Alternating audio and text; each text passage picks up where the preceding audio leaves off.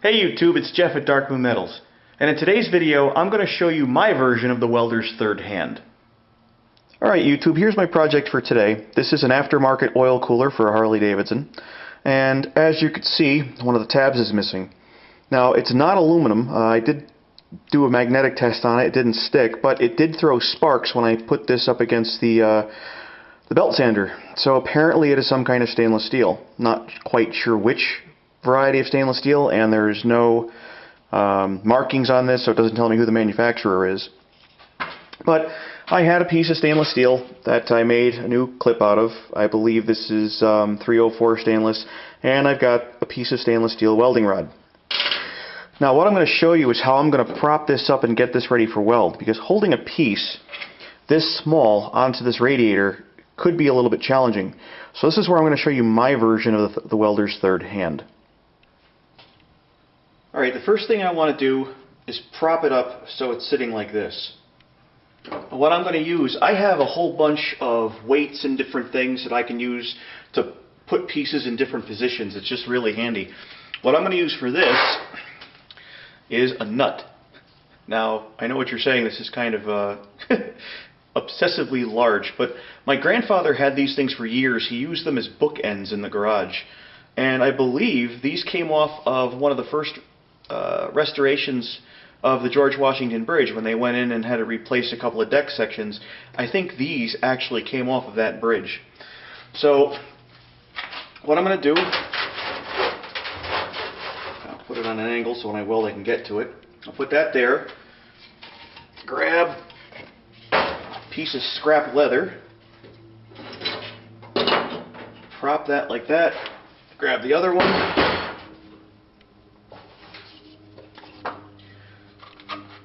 before I get too carried away, I'll put my ground on. Now I already did grind the paint off of this, so I should have a good ground. And that's not going to go anywhere on me. Now holding this piece on here, that's going to be the challenging part. Now a welder's third hand is usually something that's pretty low. It's only about that big, and I wouldn't really be able to use it unless I could prop it up on the back of this nut and somehow hold it on, but it's a little too awkward. Now I first learned the welder's third hand watching Welding Tips and Tricks with Jody, and he had one. It was pretty cool.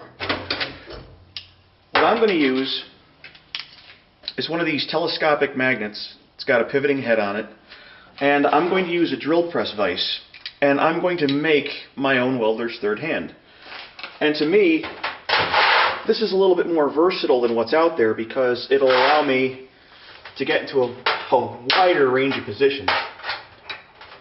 This wouldn't work so well if you have a tight space, but I'm going to set that right down without the piece in.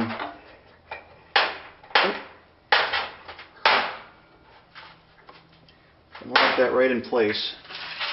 Then I'll come in and set my tab.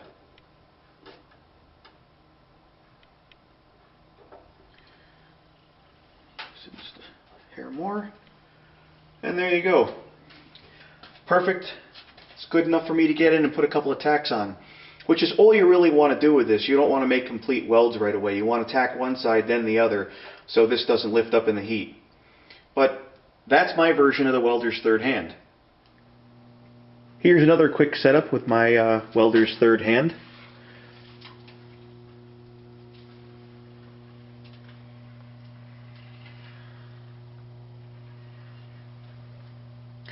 Now the one thing I do want to mention, if you're doing TIG welding with this, you may experience a little bit of arc wandering with the magnet.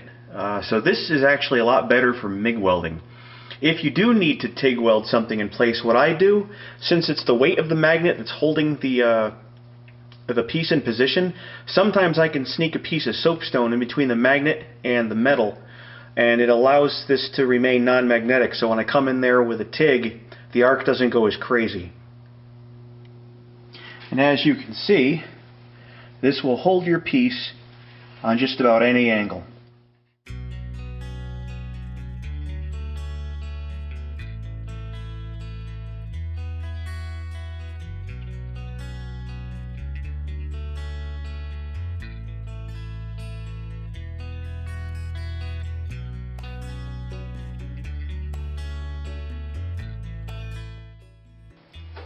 Alright YouTube, there you have it. That's my version of the Welder's third hand.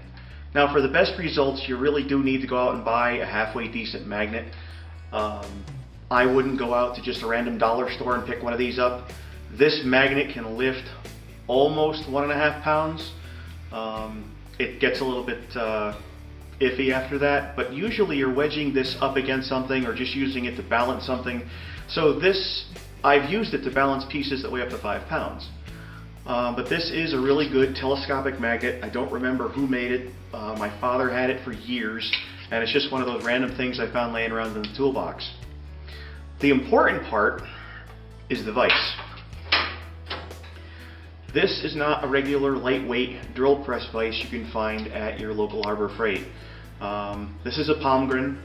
It's cast, it's really heavy. This thing probably weighs about 5 pounds. I'm not sure, never put it on a scale.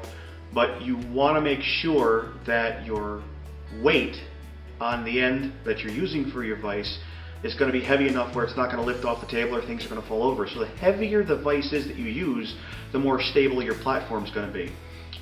Think of it as the counterbalance on a forklift. You know, this mass right here represents the maximum weight you could safely support on the end of your magnet without having to worry about it. So those are the only 2 ingredients you need to make yourself what I think is a really, really nice option for a third hand.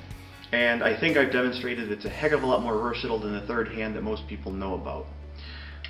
So I'm going to leave you to think about that. And if you do decide to go out and make your own, let me know. Let me know how it works out for you. If you decide to make some kind of conglomeration of the 2 and patent it and make a crap ton of money, remember me and, you know, maybe throw me a little credit for the design and, you know, 1 or 2% of the net sales.